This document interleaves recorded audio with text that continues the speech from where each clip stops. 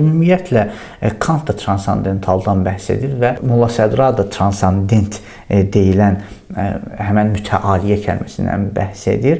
Amma Molla Sədra ilə Kantın dediyi iki alilik hardasa zehn və real aləmin arasında olan fərqlilik qədər o iki aliliyin fərqi var. Yəni Molla Sədradakı aliliklə Kantdakı alilik arasında olan fərqlilik zehnlə real aləm arasında olan fərqlilikdən ibarətdir. Yəni Immanuel Kantın dediyi alilik tamamilə zehni və epistemoloji alilikdir. Epistemoloji, ona görə transandental tərcümədə, yəni zehnin, beynin və insan fikrinin forması, ən ali forması və yaxud transandental, Kantda olan transandental, yəni təcrübənin qeyri-təcrübi şərti, təcrübənin qeyri-təcrübi şərti ki, həmən qeyri-təcrübi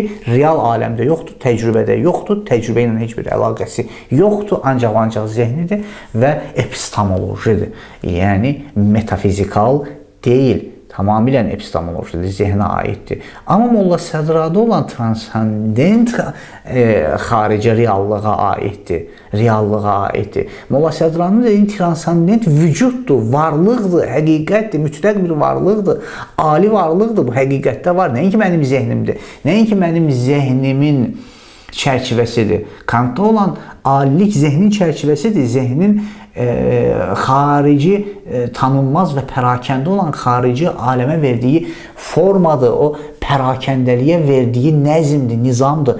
Yəni Kantdakı transandental nəzmdir, sistem və yaxud hər hansı bir zərfdir, amma qabdır.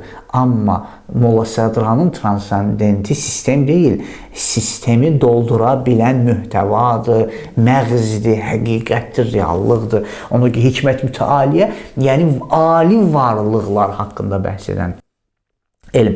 Yəni ontolojidir və yaxud qısa və konkret. Yəni Molla Sədranın transandenti, aliliyi ontolojidir, amma Kantın aliliyi epistemolojidir. Kantın aliliyi sistemdir, amma Molla Sədranın aliliyi o sistemi doldura bilən mühtəvadır, bir həqiqətdir. Kantın aliliyi ancaq zehnin formasıdır. Molla Sədranın aliliyi o zehni dolduran hər hansısa bir qidadır. Kantın aliliyi, baxın bunlara hamısı fərqdir.